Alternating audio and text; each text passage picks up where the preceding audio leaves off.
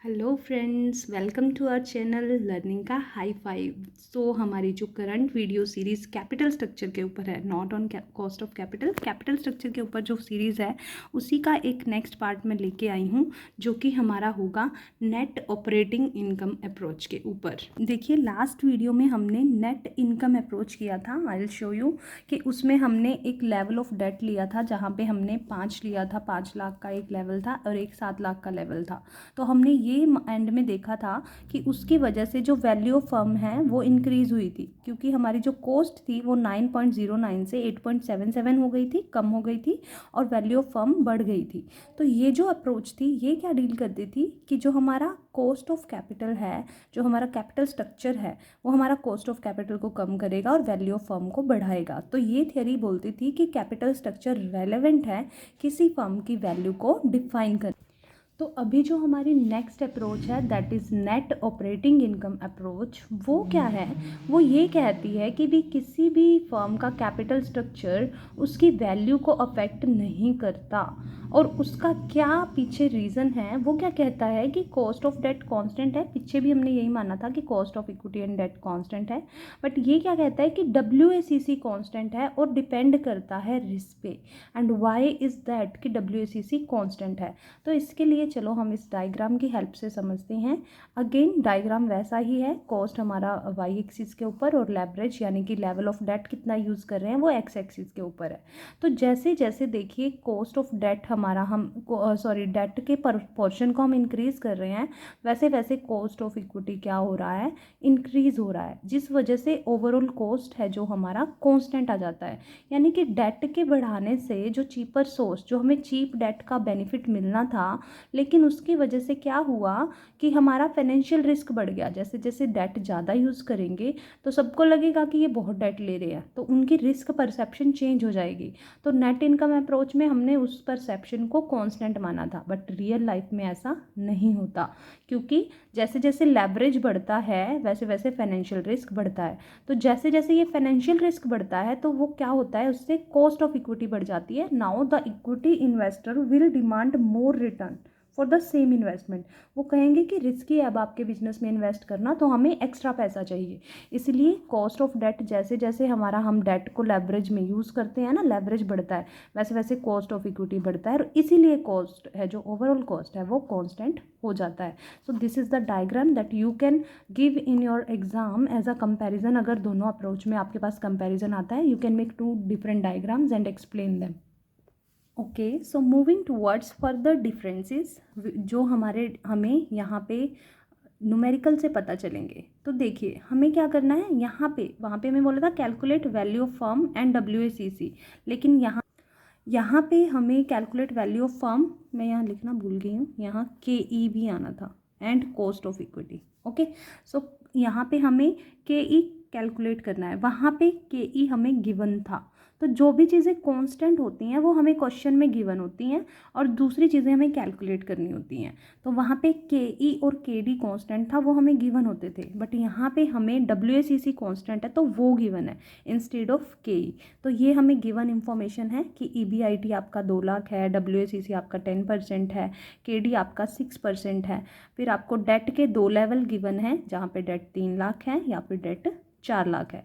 3 लाख के ऊपर मैंने इंटरेस्ट कैलकुलेट करा, 6% से 18,000 आ गया। सिमिलरली यहाँ 4 लाख के ऊपर 24,000 आ गया। अब फर्स्टली आपको दिमाग चलाना है कि हमें क्या पहले कैलकुलेट करना है। जो लास्ट क्वेश्चंस थे उसमें हमें क्या था कि वैल्यू ऑफ फर्म निकालने के लिए बोला था, और WACC। अब वैल्यू ऑफ फर्म के लिए तो हमें WACC पहले निकालना पड़ता, लेकिन उसको निकालने का हमारे पास दूसरा रास्ता नहीं था। हमारे पास वैल्यू ऑफ फर्म को निकालने का दूसरा रास्ता था, जो कि था value of equity plus value of debt, है ना। जो कॉस्ट ऑफ वैल्यू S है उसको निकालने के लिए हमारे पास एक VE प्लस VD करके दूसरा फॉर्मूला था, है ना, कि हम जहाँ से वैल्यू ऑफ इक्विटी निकाल सकते थे, डेट हमें गिवन होता था, इक्विटी हम निकाल सकते थे। तो इसलिए हम वैल्यू ऑफ फर्म पहले निकालते थे, राइट। तो फिर उसके बाद WACC निकालते थे। अब यहाँ पे WACC ऑलरेडी गिवन है, यानी कि हम वैल्यू ऑफ फर्म शुरू में ही निकाल सकते हैं, क्योंकि हमारे पास EBIT भी है, हमारे पास WACC भी है। So let's move from this part two the numerical part. EBIT दोनों केसेस में 2 लाख है, WACC भी दोनों केसेस के लिए सेम है, सिर्फ चेंज क्या हुआ है हमारा डेट का लेवल। सो ओके, तो वैल्यू ऑफ फर्म का फॉर्मूला है EBIT upon WACC। EBIT 2 lakh है डिवाइड बाय WACC 10% है, तो परसेंट के नाम का 100 मल्टीप्लाई में लगाया तो ये हमारा आ गया 20 लाख। ठीक है, दूसरे केस में भी सेम आएगा। देखो EBIT भी सेम है, WACC भी, चेंज तो डेट हुआ है ना, तो यानी कि वैल्यू ऑफ फर्म दोनों केसेस में सेम आई है हमारे पास, दोनों केसेस में 20 लाख। अब चलते हैं नेक्स्ट, हमें कॉस्ट ऑफ इक्विटी निकालना है, राइट। तो कॉस्ट ऑफ इक्विटी निकालने के लिए हमारे पास वैल्यू ऑफ इक्विटी होना चाहिए, है ना। हमारे पास देखिए वैल्यू ऑफ इक्विटी का जो हम फॉर्मूला यूज़ करते थे वो क्या था, EBT divide by cost of equity. तो अगर हमें कॉस्ट ऑफ इक्विटी निकालना है तो हमारे पास होना चाहिए EBT upon value of equity. अब EBT तो हम निकाल ही लेंगे, तो वैल्यू ऑफ इक्विटी अब हमें निकालना है ना। तो वैल्यू ऑफ इक्विटी का अदर फॉर्मूला क्या हो सकता है। अब हमारे पास जो फॉर्मूला था, देखिए हमारे पास क्या फॉर्मूला था, फर्म की वैल्यू का एस जिसको हम दिखाते थे वो था value of equity plus value of debt, है ना। तो अगर इसमें से इक्विटी की वैल्यू निकालनी हो तो डेट की वैल्यू को इस टोटल एस में से माइनस कर दें, यानी वैल्यू ऑफ इक्विटी हम निकाल पाएंगे।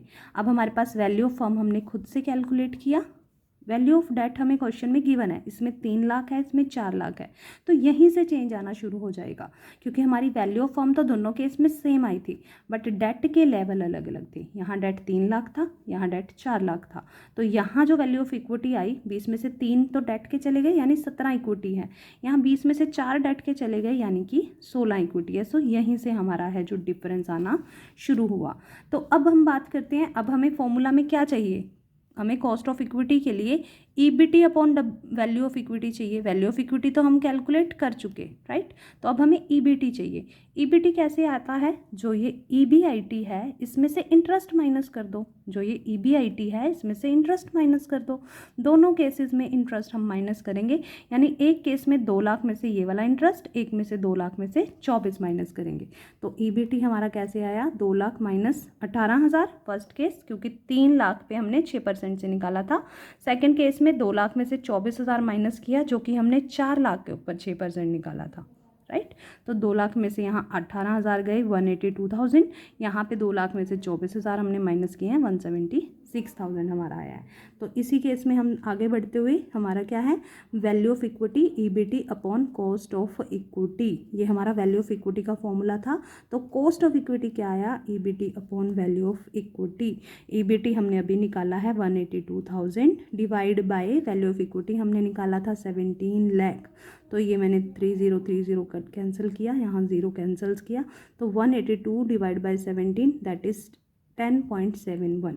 इसमें भी हमने देखो शुरू से हमारा सब सेम था, बट डेट के बाद जो वैल्यू ऑफ इक्विटी चेंज आया था और हमारा EBT 176 आया, तो 176 EBT upon value of equity, cost of equity हमने निकालना है ना। तो कॉस्ट ऑफ इक्विटी क्या आया, 176 अपॉन 16 लाख इंटू 100, ठीक है। तो ये मैंने 3 जीरोस कैंसिल करी, ये 2 जीरो कैंसिल करी, तो 176 अपॉन 16 विच इज़ 11%। तो हमारी देखो कॉस्ट ऑफ इक्विटी जो इस केस में 10.71 थी, इसमें 11% आई, ठीक है। तो cost of equity increased from 10.71% to 11% as the leverage increase from 3 to 4 lakh. देखो लेवल ऑफ डेट हमने इंक्रीज किया था ना, 3 लाख से 4 लाख पे जब हमारा लेवल ऑफ डेट गया है, उसी वजह से हमारी जो कॉस्ट ऑफ इक्विटी है वो 10.71 से 11% चली गई। तो यही तो हमारी अजम्पशन थी यहाँ पे, है ना। जैसे जैसे डेट बढ़ रहा है वैसे वैसे कॉस्ट ऑफ इक्विटी बढ़ रही है।